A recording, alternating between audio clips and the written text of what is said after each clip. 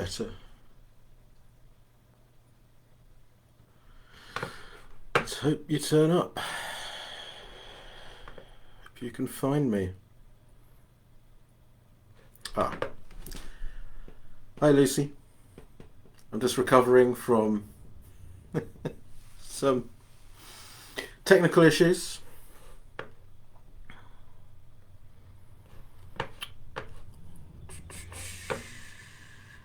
Scott, Rebecca, bear with me, I'm just having to sort this out because it's not going right.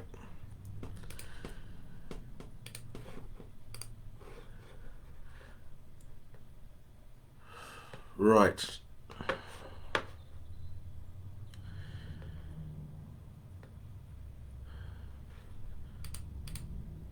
Right, we seem to be back on track. Sorry about that, everyone. Bit of confusion trying to get this live stream started, but we're there now. So I've got to say some hellos. Jamie, Scott, Rebecca, Mark, Tom, Sue, David, Barbara, Larissa, Peter, Sean. I hope everyone's doing well too, Sean. Thank you. Glenda, Liz, hello Paul and all. What a scorcher. Oh, you mean the weather? Yes, indeed. Sue, Lynn, Steve, Becky, Alex, Birgit, Sally, Odile, Marcus, Sarah, Nat. Good afternoon, Nat. John. Hello, John.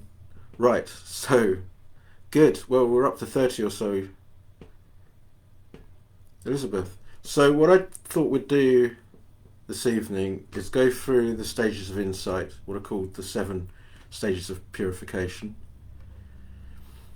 and the insight knowledges. We can only do the briefest of overviews, and it's just really, I just would really love it if people could just concentrate their minds on noting so that these insight knowledges come up for you.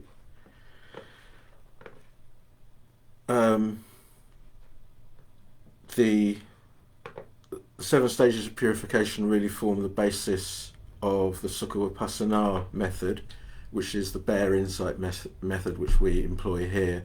Also very famously employed by the Burmese meditation master Mahasi Sayadaw.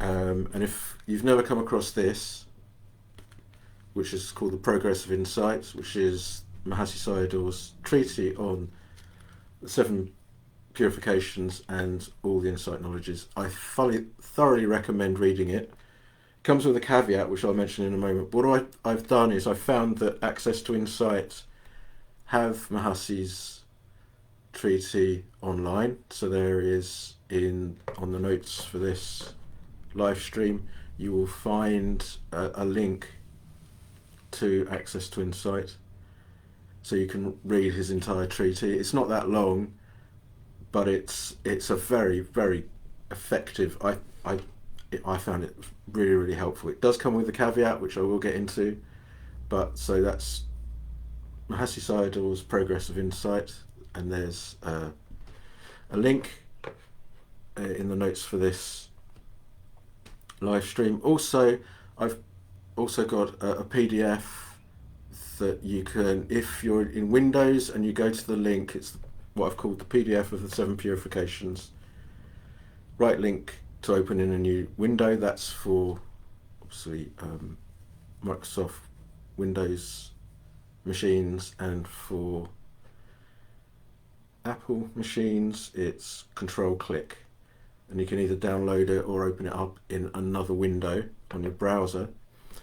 And all I've done is given the briefest overview of the 7 stages of purification. Now I appreciate that some of you are probably watching on a little phone, and that's going to be a major pain in the proverbial, and I apologise for that. Nothing I can do about the fact that you're watching it on a phone, of course. It's not really my fault. But nonetheless, I'll go through them for you. And what I'm going to do is I'm going to use this as an introductory video on YouTube, and then do a whole series of YouTube videos detailing the 7 stages more accurately than we can do. So this is really an overview, and what I want to just do is help you just get a sense of the flow, the way these insight knowledges flow on one from another and lead up to the supramundane path and fruition. So, does that sound like a good idea?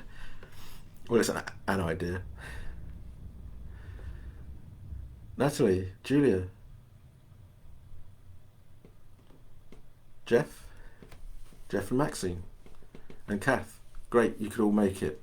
So, without further ado, so recommend Progress of Insight for an excellent overview from Mahasi Sayadaw. I can't rate this highly enough, but all this does come with a caveat.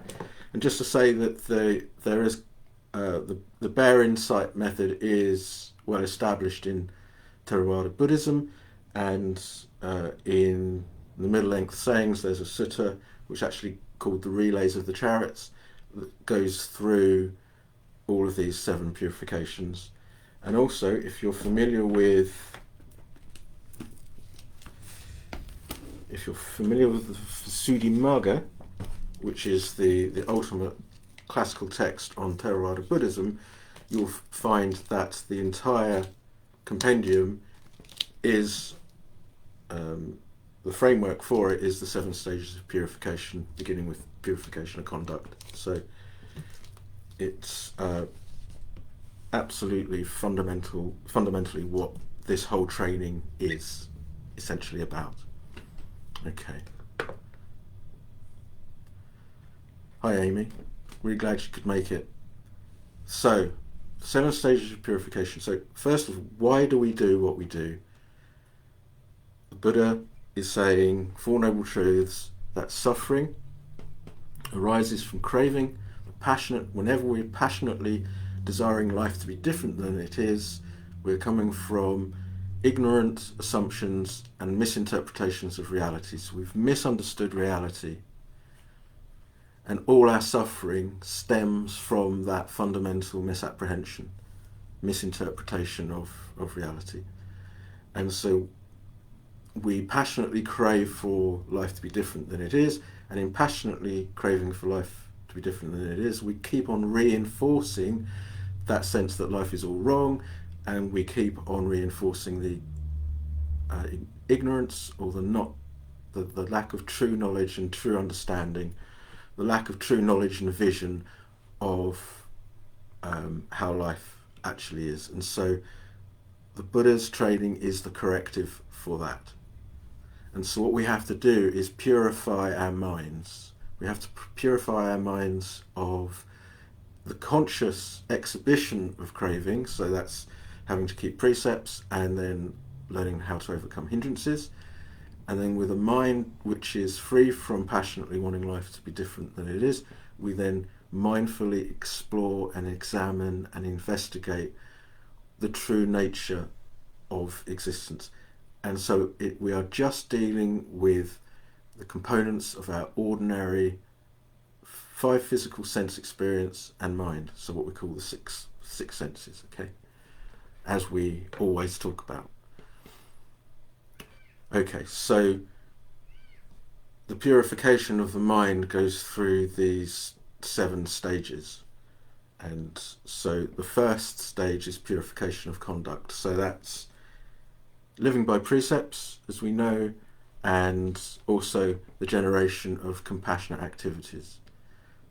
First reason being that we need, if we're going to learn how to be mindful, if we're going to learn how to meditate, we do need a relatively calm life.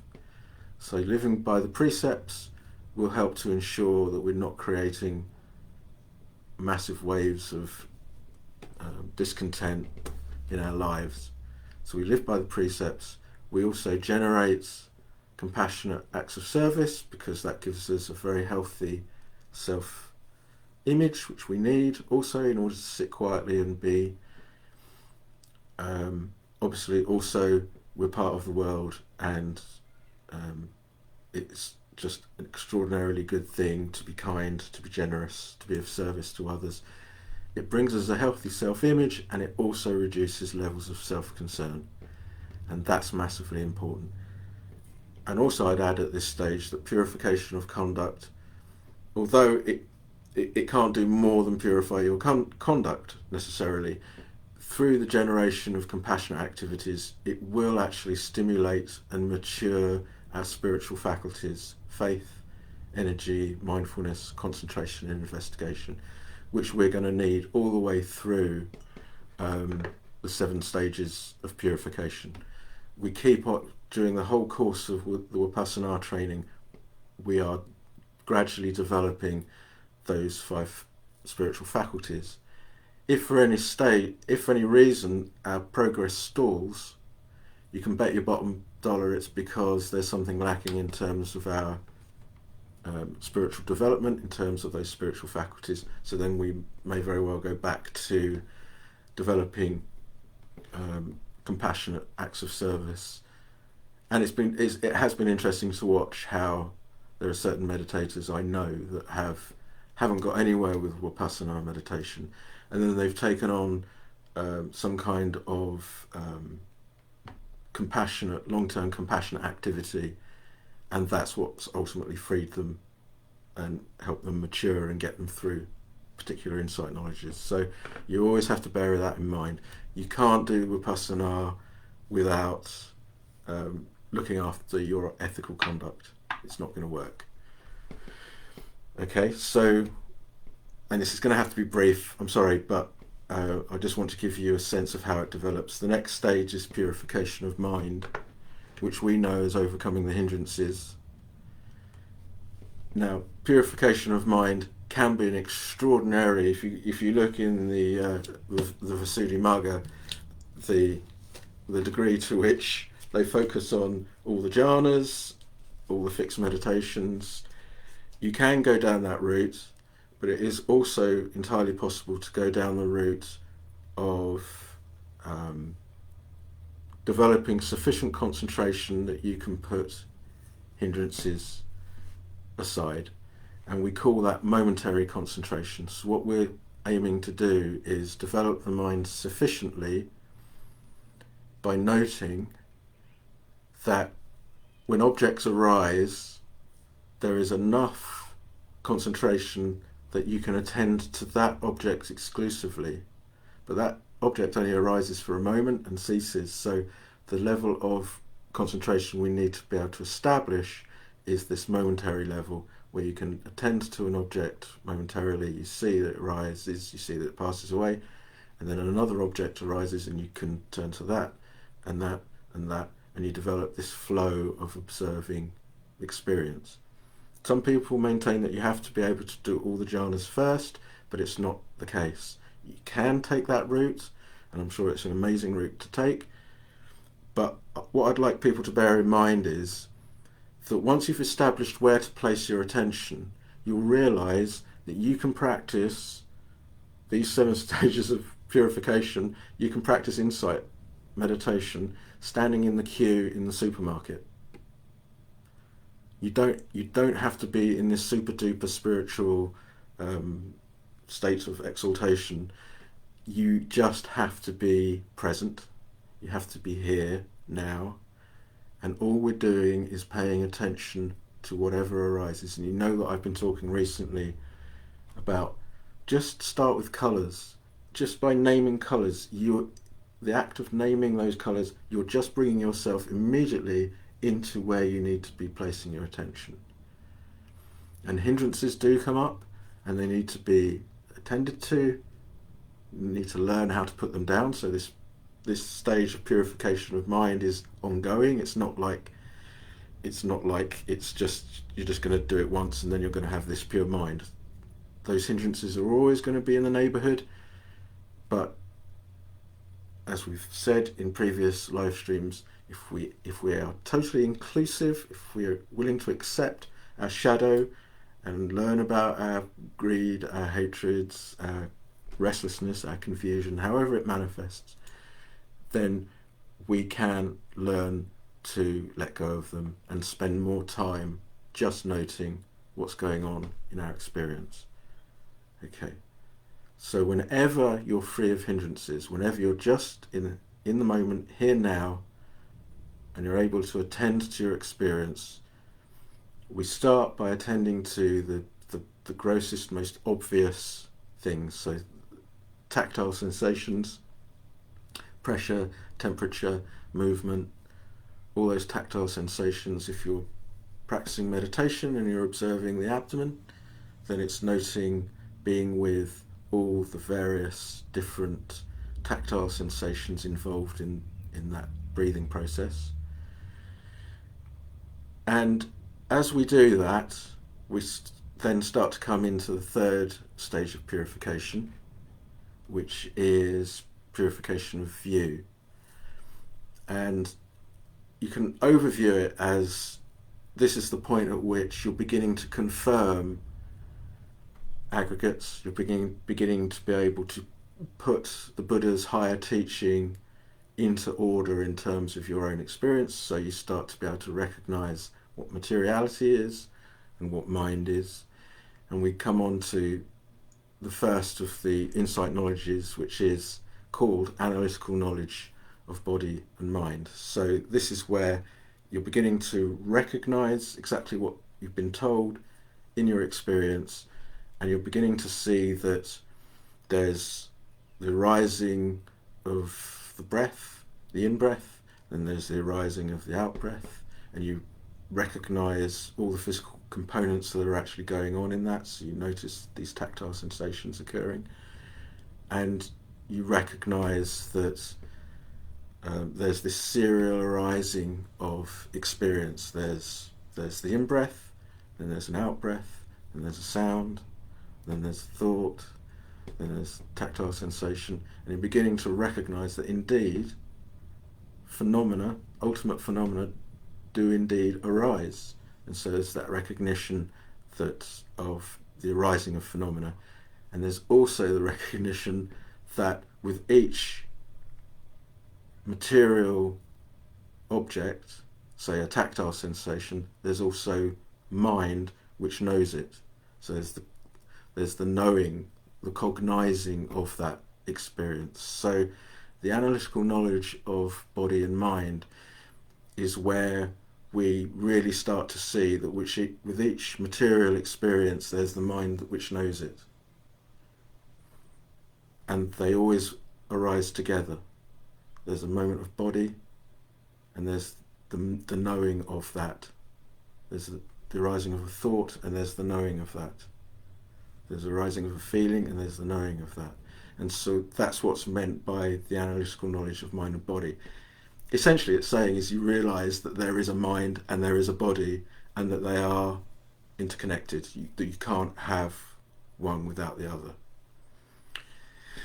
So that's really purification of view. It's establishing what ultimate reality is, it's knowing where to place your attention, and then it's beginning this process of actually observing what's taking place. And at this stage what we're seeing is the serial arising of phenomena. So something arises, and then something else arises, then something else arises, then something else arises. And that's how we perceive it to be. Okay, so that's purification of view. Now, purification by overcoming doubt. One of the biggest doubts that people have is about conditionality. The major ones are about the self, non-self, conditionality, the law of karma, and the law of rebirth. And all those are, the doubts surrounding all those issues are overcome in this fourth stage of purification. So we start to discern that not only are things arising, that there is an order to their arising, and that they only arise because of something else. So a classic one would be, you move to pick something up, and there's the recognition, there's the insight that there had to be first the intention to pick it up, and that was then followed by the action. And that's very significant because it's recognizing the interconnectedness between mental processes and physical processes, and that were there no intention to pick up this glass, the act of picking up the glass would not happen. And so you start to see this in everything, that there's always something prior that leads to something happening subsequently. If that prior thing does not happen, the subsequent thing doesn't happen. And you also start to see that there can be no object arising if there's no mind that knows it. So you start to recognize that there is always this pairwise operation of an object and a mind that knows it, an object and a mind that knows it. And this is why it's called overcoming doubt. You start to recognize that there is nothing else in experience at that time other than that object and the mind that knows it. And there are a whole infinite string of these moments of consciousness where there's an object and the knowing of it. If there's no object, no consciousness arises. If there's no consciousness, no object arises. And so you see the interdependence of the object and the mind which knows it. They arise together, they exist together for a moment, and that they cease together. In addition to that, we develop knowledge by comprehension. And this is where previously we'd seen that something arose and then something superimposes itself upon it, then something superimposes upon itself that. You're only aware of one thing at a time, or mind is only aware of one thing at a time, but there is this, it appears like there is this superimposing one object on top of another. And then as your discernment develops, you start to recognize that actually it's not quite like that. With closer examination, you realize that actually you're only ever aware of one thing at a time, and therefore the prior object must have ceased to allow the subsequent object the space to arise. So you start to realize that it's not that one object is superimposing itself on another. Rather, you see that it is that one object ceases, which gives the space for the next object to arise. And so what you start to see is there is an arising, passing away, then an arising, then a passing away. You see, that's really important to understand. So there's a rising, there's a passing away. The passing away is the condition which allows the space for the next object to arise. Otherwise, life would just immediately grind to a halt. If things didn't disappear, then there would be no room for something new to arise. So the comprehension that you gain, this is called knowledge by comprehension, and the comprehension that you gain is that this is actually how, I remember having this precise insight. I am looking at the building blocks of experience right now. These are the fundamental laws that govern the arising of experience. So you're seeing that there is this serial arising and passing away due to conditions. And that is exactly how life comes into being. So it's very profound, deeply, deeply profound. So that's comprehension through direct experience. And there is also comprehension by inference. And the inference is what's true of this moment has actually been true in all previous moments, and will actually be true of all subsequent moments, because there is absolutely no doubt. There is the purification by overcoming doubt. I am seeing the building blocks of existence arising and passing away due to conditions. So what that brings with it is the comprehension of the truth of condition-dependent origination, the truth of the law of karma, and also the truth of the law of rebirth, because it is clearly seen that there is nothing beside what's unfolding. There is no self in any of this. So what you start to see is there is just this endless flow of arising and passing away, and there is no entity which moves through with it, because the object arises, conscious knowing of that object arises with it, they're there together for a moment and cease, to be replaced with another and another and another. And there is the comprehension that this process has no first beginning and it has no discernible end point. It is a truly timeless flow. So, and this brings, purification by overcoming doubt also brings with it the arising of tremendous faith in the Buddha's teaching, in everything that you've been told. You're actually seeing it directly for yourself. So this is an extraordinarily positive stage of insight practice. It comes with a lot of joy, a lot of happiness, a sense in which you feel like you may already be enlightened. It's not the truth by any means, but still, it's everything that you wanted the practice to be. And this brings with it a problem.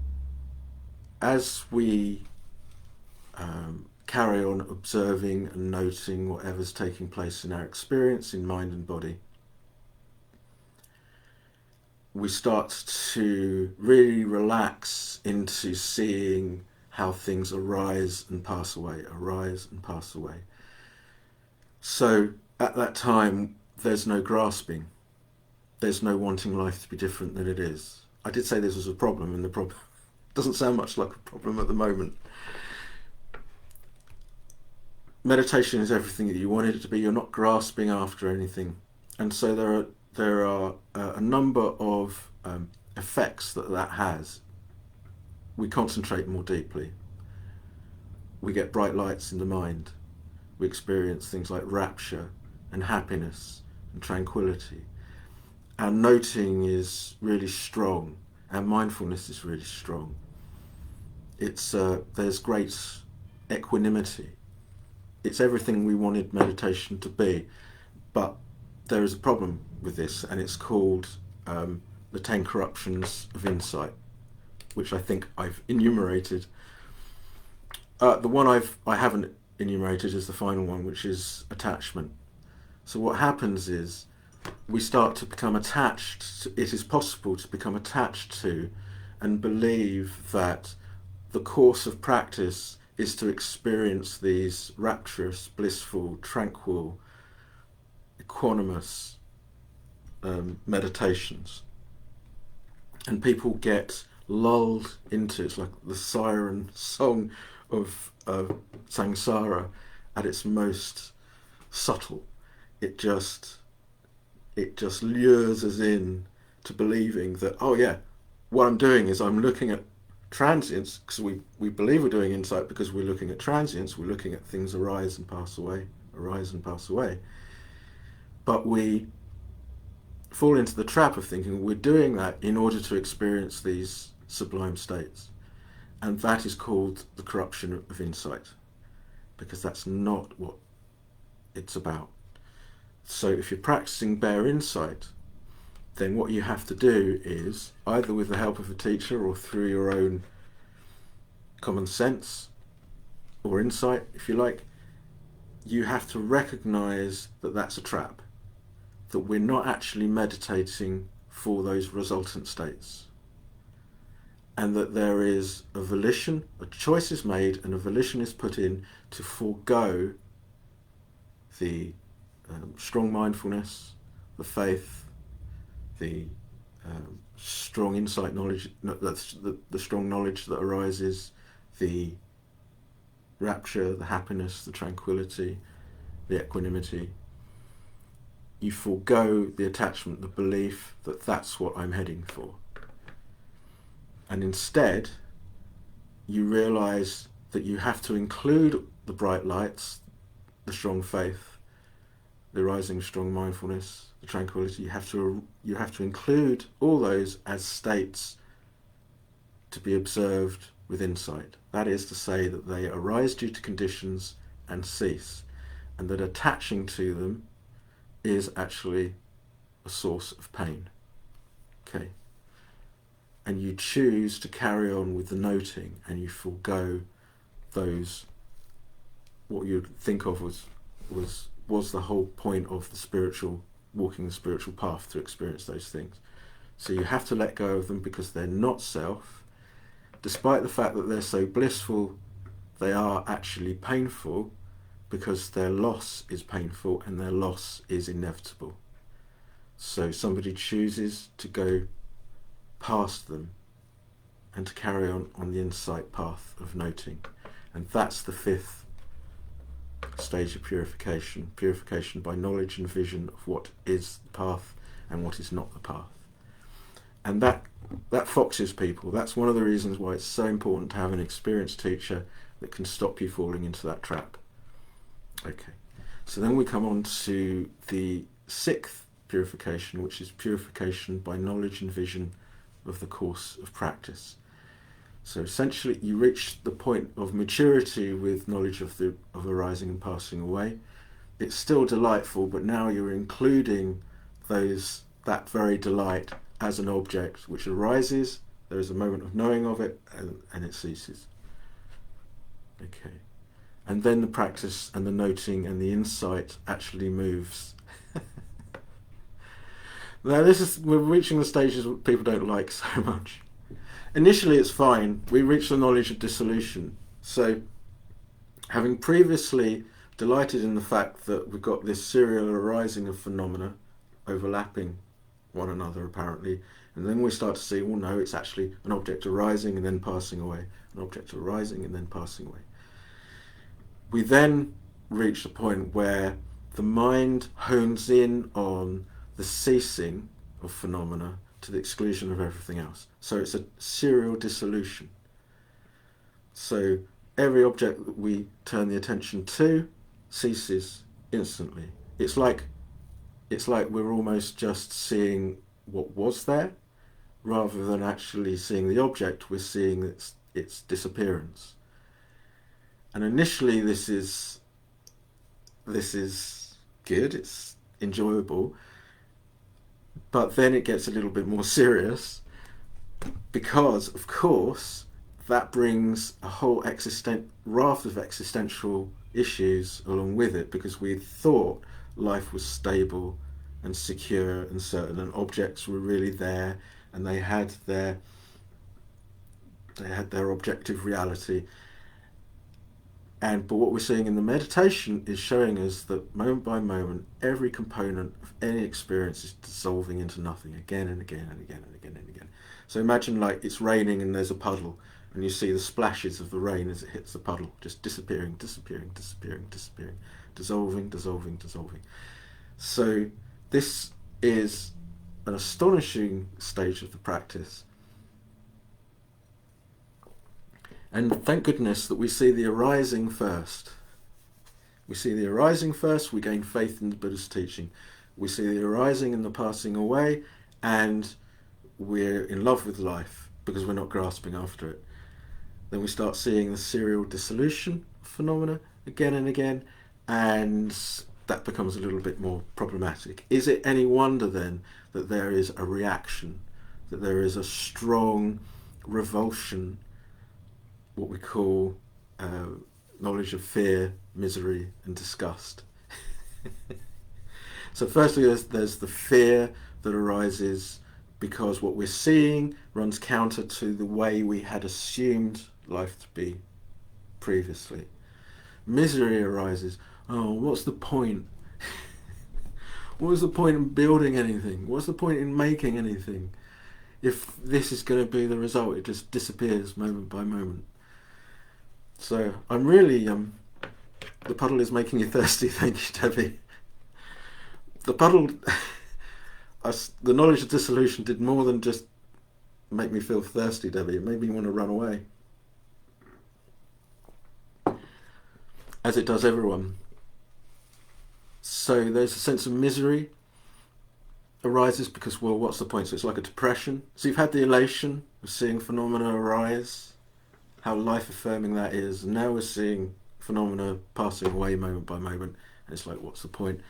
And then what arises is knowledge of disgust. And these are all purifications, because what's it doing? It's purifying the mind of the attachment to the phenomenal universe, which is the necessary prerequisite for realizing what lies beyond the phenomenal universe.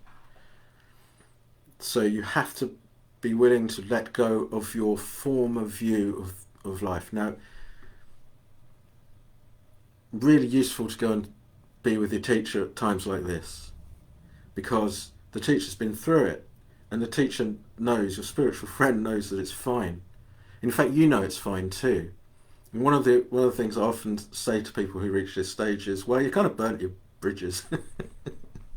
It's a bit late. Well, you're going to go back to your old way of seeing the world? You can't deny what you've seen.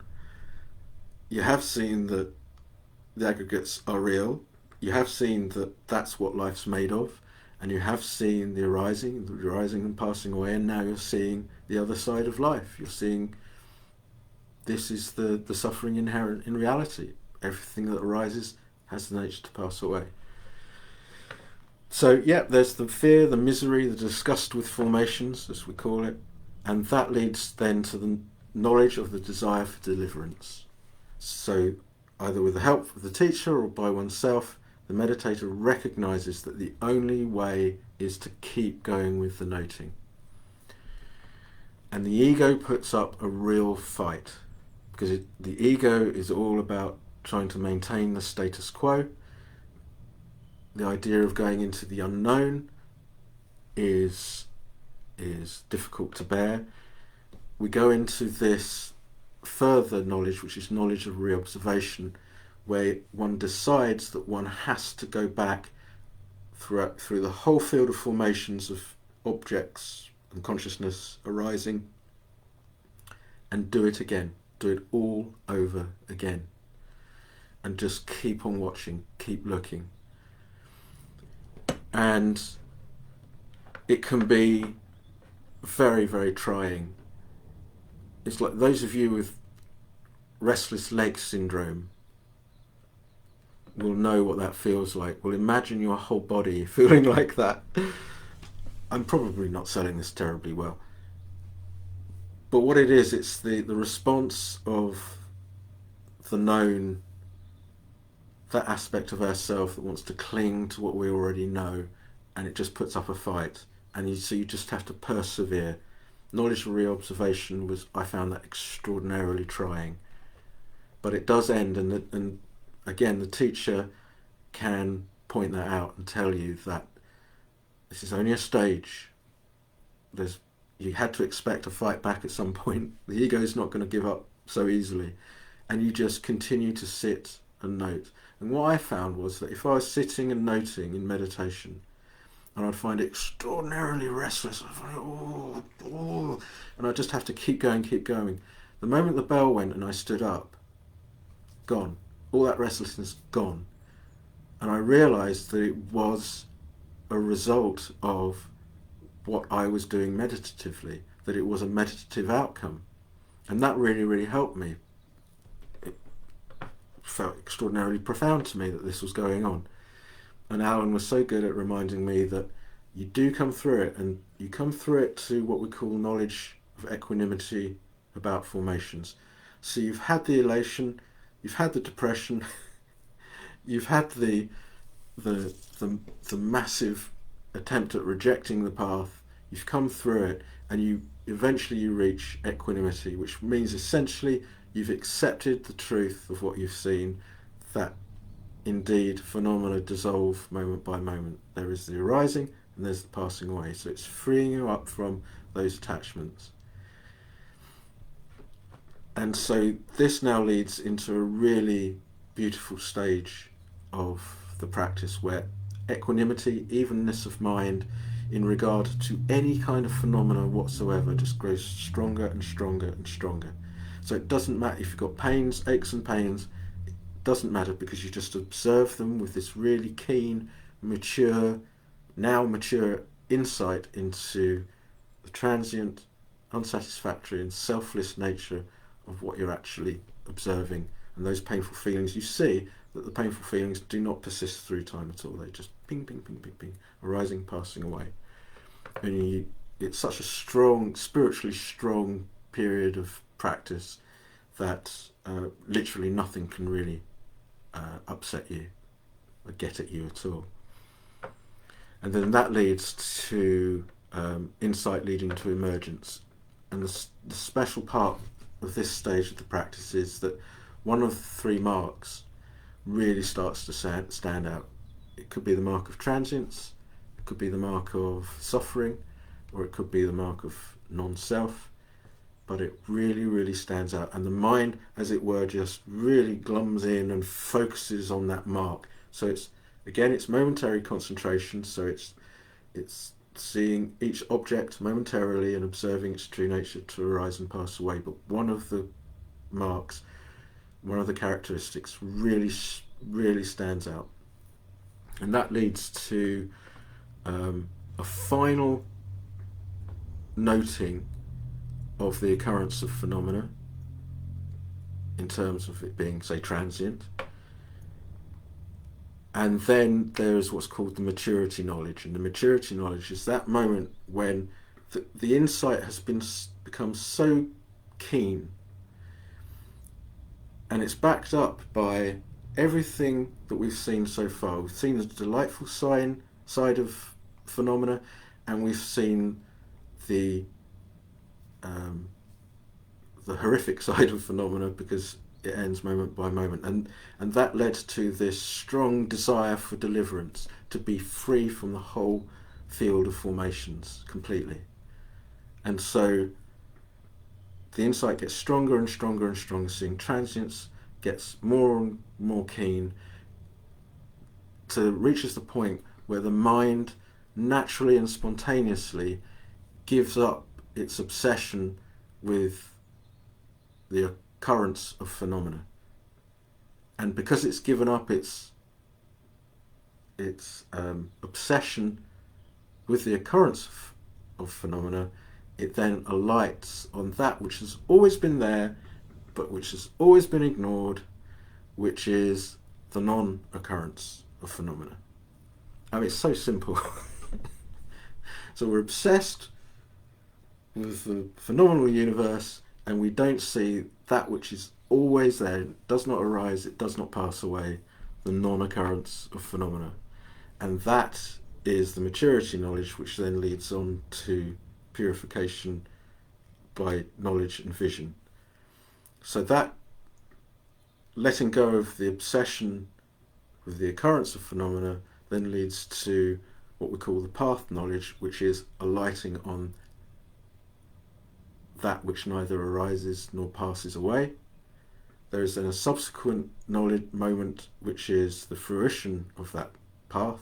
So there's the path, and then there's the fruition, and then the mind then falls back into its obsession with the occurrence of phenomena. And we're just talking about finger snaps there.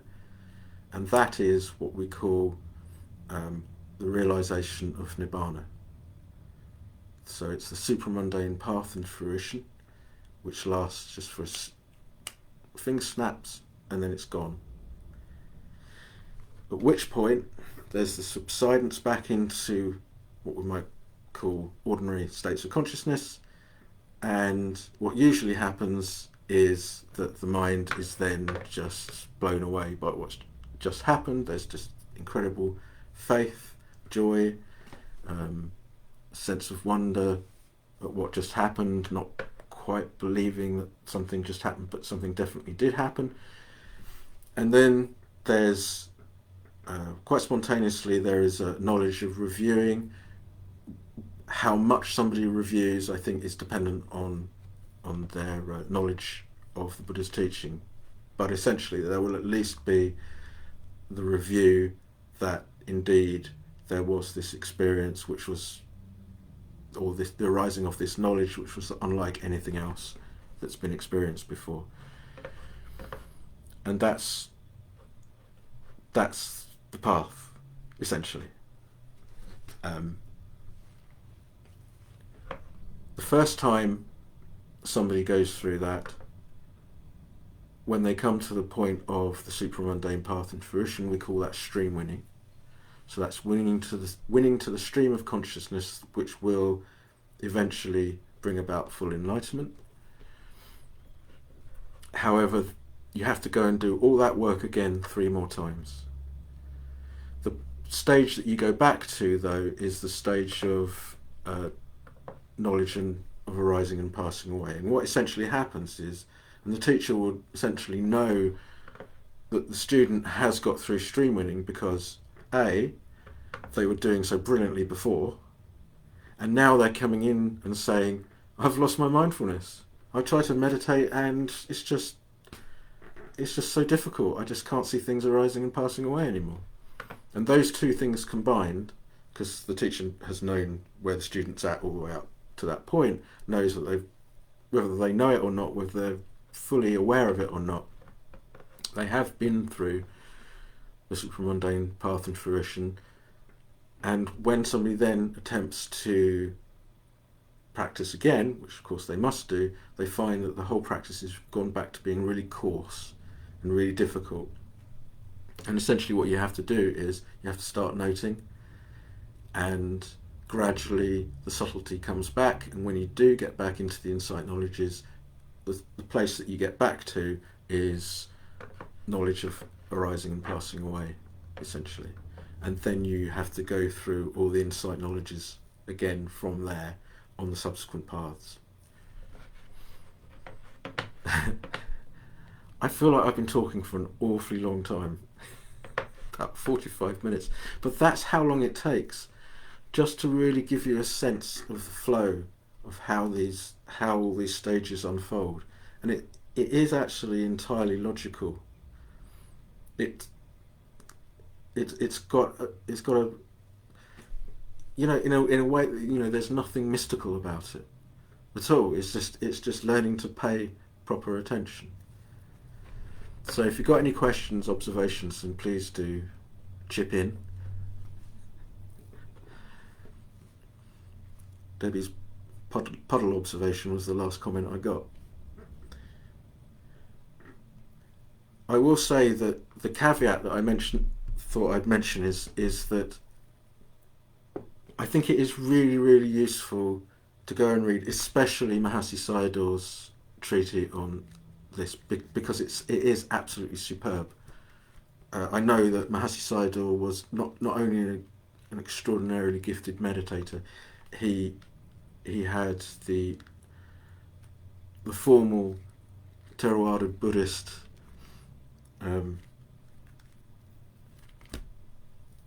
monastic scholastic side as well, and he was the questioner at I think it was the 5th Buddhist Council, which is, it's just astounding. So he really understands what he's talking about, and it gives an absolutely brilliant oversight. But my point is that people get caught out by trying to get their practice to conform to what they're reading. And as I've said in previous live streams, the most important thing is the direct observation. Don't try to manipulate.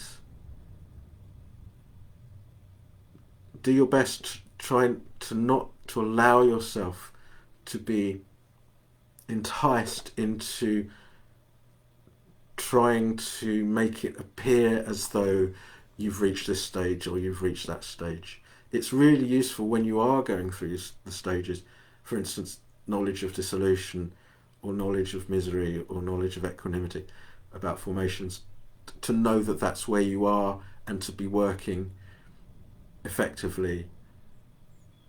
But I've seen so many people try to give themselves or me the impression that they're further on than they actually are, and that will just corrupt the practice tremendously. So any kind of study has to be in support of real practice. Real practice has to be the most important thing. Yeah, it's so important. Peter, does that mean if things arise and pass away serially, nothing actually exists in the present at all? It's just a series of arising and passing away. Yeah, I mean, past, present, and future are all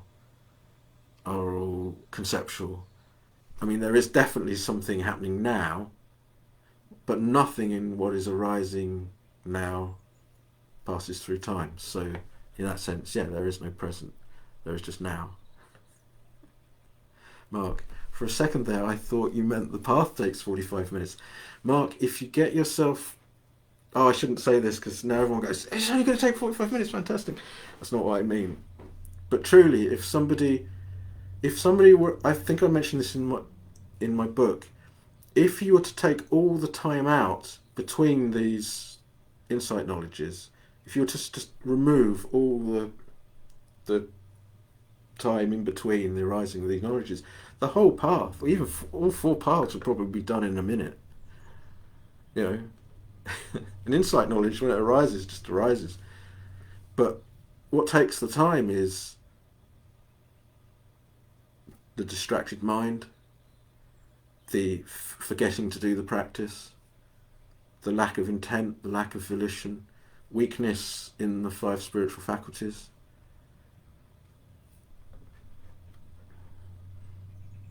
So, I mean, I know somebody who got nowhere for the best part of 25 years. There was one night he couldn't sleep, he was on retreat. As I understand it, he realised where he had to place his attention, and he had such strong focus and such strong sustained application that he went through all four paths that night because he just kept his attention there.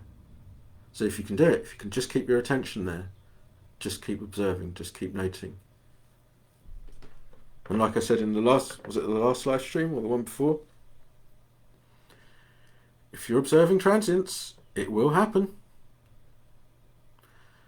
Sarah, why do we get fixated on knowing where we are on the path? Because we all like to know where we are. And it's, it's like, it's good to know where you are on the path. I found it really, really helpful to have Mahasi's description there. It did actually really help. But what was the difference? It's just, I didn't fall into the trap of, I guess, of identifying. I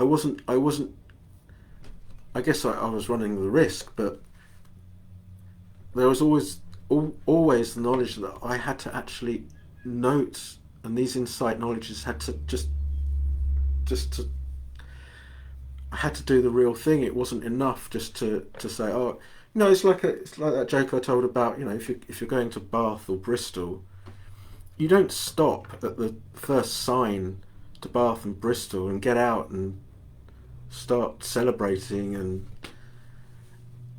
taking selfies of yourself. Look, I'm with the sign to Bath. You want to go to Bath? Why are you stopping there? So do you see? So don't get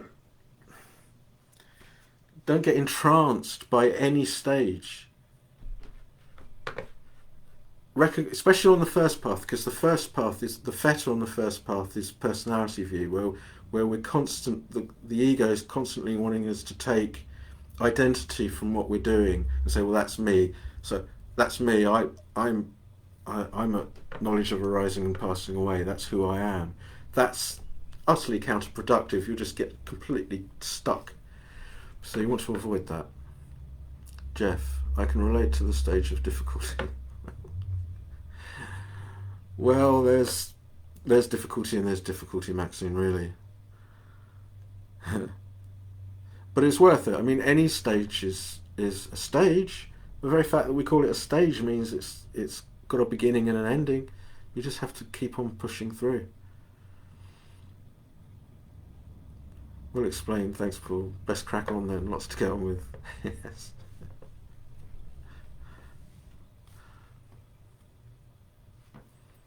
Rebecca, going right back, for me, it feels as though rather than the object disappearing, the mind chooses what it is giving attention to. So in a situation where one is driving, listening to the radio, talking, one switches rapidly between them all. It doesn't seem as though one thing is ceasing. Is it something to do with the object consciousness thing I haven't got? You don't have to get anything, Rebecca. And this is again, this is the way in which we get this information, this intellectual information, and you're going, oh, hang on, that doesn't equate to my experience.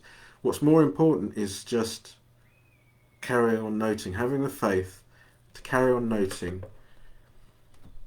There'll come a point when you recognize that as the attention is drawn to one object, you'll start to recognize if it's pure, if you're free of hindrances and you're just looking precisely at what's going on, you'll recognize that the mind only ever attends to one object. Yes, it's rapidly switching between them, but it's only aware of one. So there is one moment of awareness and one object of awareness. Yeah. And then what you'll start to see is that it appears as though you're listening to one thing, and then so there's hearing and there's the knowing of hearing, and they arise together, and then that pair is replaced with another pair. So there was hearing, and then there was a moment of touch, and the moment of touch appears to superimpose itself on the moment of hearing, and that's when you start to get it into this serial arising.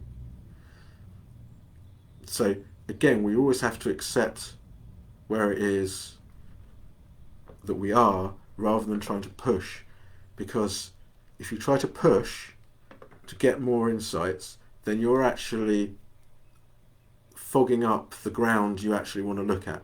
So you're not just looking clearly at what's taking place. Remember that we have to set aside the conscious manifestation of craving, and even craving for more insight, or craving for specific insights, in order to feel that we're progressing and moving forward, is actually getting in the way.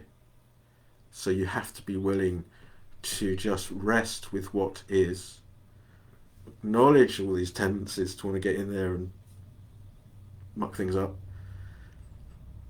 and then come back to just observing literally what is arising in your experience in this moment.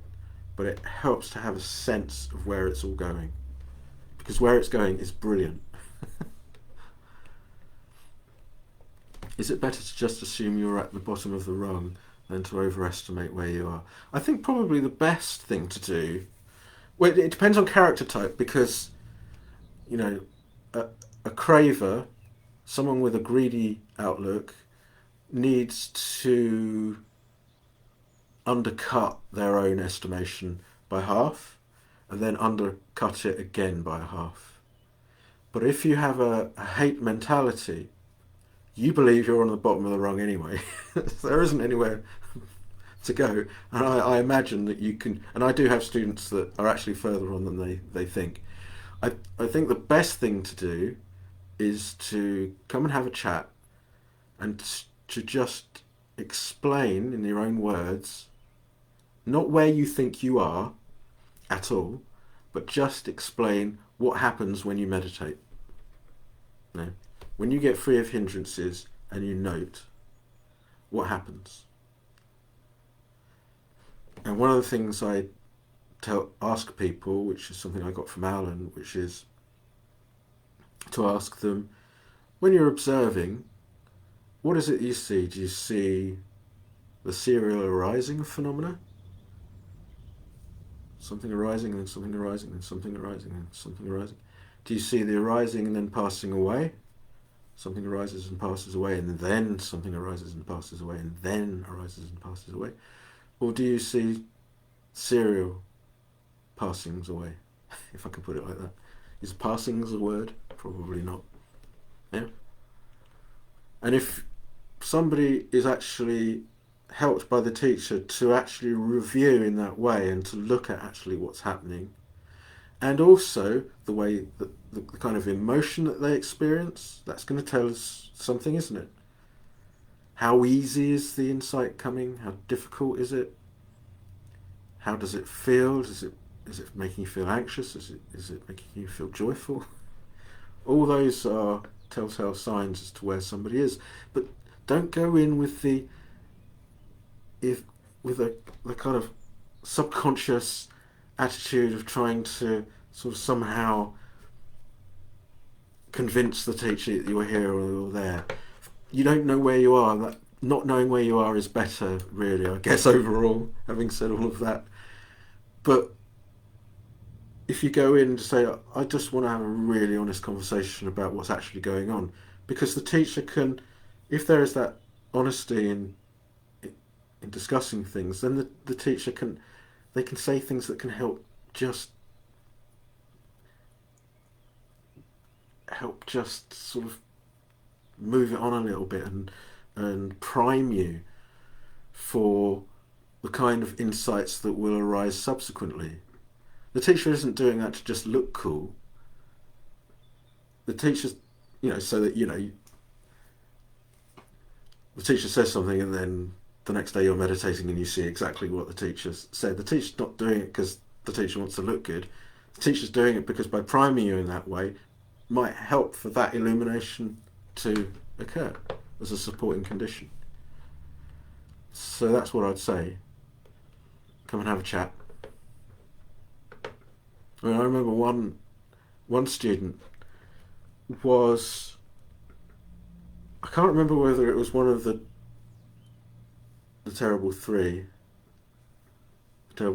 of knowledge of fear, knowledge of misery, or knowledge of disgust, or whether it was reobservation. But she was really having a hard time just sitting there doing the practice, and we were just talking in the cloakroom.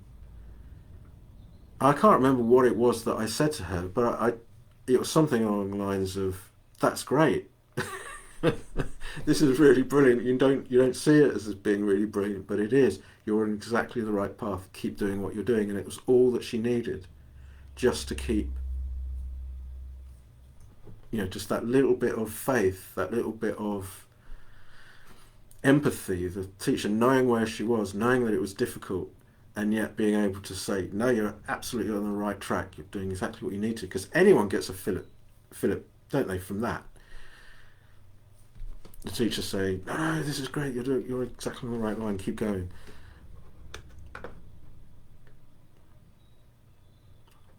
David, was it obvious to you when you moved through the stages? I was thinking about this when thinking about doing this overview, and the problem is, of course, we're going back an awfully long time now. I'm sort of just kind of forgetting what happened.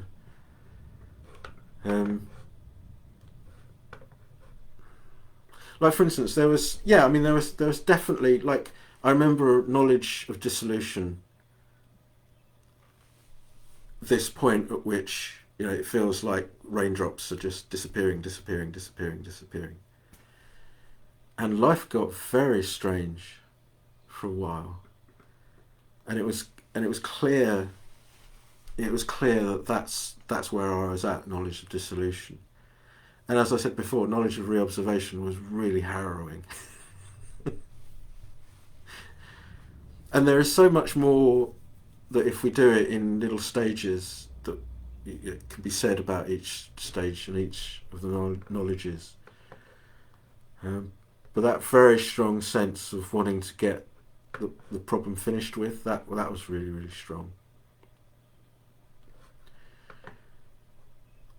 I dabbled with the corruptions quite a lot. I mean, one of my biggest problems was tranquility, which is ironic now because tranquility is now still a problem for me, but for the opposite reason. I was getting tranquil because I was seeing the rising and passing away of things, and I wasn't moving on because I was just sitting in my puddle of bliss.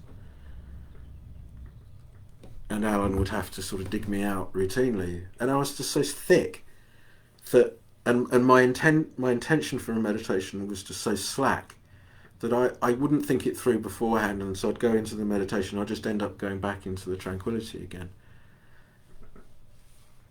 Got there in the end though, but I think that's why it took longer than it otherwise would have. I didn't really talk about the attainment of fruitions and things, but I don't think we need to dwell on that particularly. So yeah, so my answer is it was quite obvious to me, David, but then I was practicing full time, 4 or 5 hours every day of seated practice plus mindfulness at other times. I was fully conversant with the progress of insight, and obviously a lot of other books as well. So it was like the most, it was the number one priority. Now I understand that for people living in the world, you've got to do your work, you've got to bring up your family, you've got all these other things that you have to, duties that you have to fulfill. So it's going to be a lot less, it's not going, it's your, I not understand it's your priority, but there are these other things that have to be dealt with as well. So it's not going to be necessarily as clear. And there are some people that have become stream winners and they've not known at all. They've not known at all that it's happened to them. And everyone, no, I know what you're doing. You're all going, oh, does he mean me? Does he mean me? I think I might be a stream winner. I think he might be. I don't mean you. That's the easy answer to that. I do not mean you.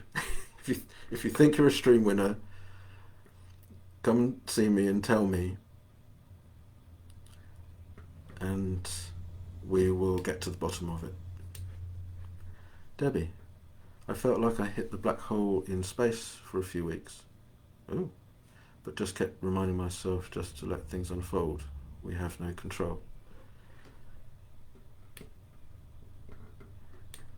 The only control that we do have is in our responses. So the more mindfulness there is, the more willingness to accept what we can't control actually gives us more power to control the thing that we can, which is our response. And our future is based on the kind of responses that we make. So if we make inefficient responses, i.e. responses based in greed and hatred and confusion, our future will get more painful and we'll experience a sense of less control. So the more control we try to take over that which we cannot control, the more out of control everything will feel. But alternatively, if we act out of non-greed and non-hatred and non-confusion, if we're not attempting to control that which we cannot control, and we respond skillfully, understanding that we're free from greed and hatred and confusion at that time, then our future is going to be happy. That's the law of action and result. So that's what I'd say in response to that. Paul, can we actually break free from dependent origination? Sean, we transcend it. If you say break free, what are we breaking free into? The effect of walking this path, the insight path, we're correcting the misapprehension that things are permanent, satisfactory, and self. Okay. The result of noting impermanence, unsatisfactoriness, and non-self is that it corrects those misinterpretations. With the correcting of those misinterpretations, the passionate desire for life to be different than it is doesn't occur. So that's what we're talking about. We're talking about the non-occurrence of craving. If craving doesn't arise, suffering doesn't arise. But what we're not talking about is the flow of experience, this ceaseless arising and passing away, just carries on arising and passing away. But there is this transcendent comprehension of the arising and passing away of things. I hope that explains it.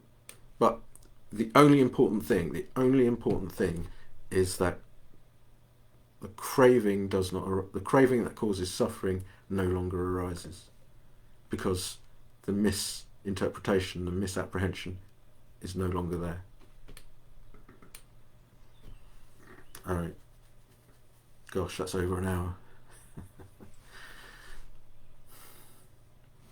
So yes, it's a.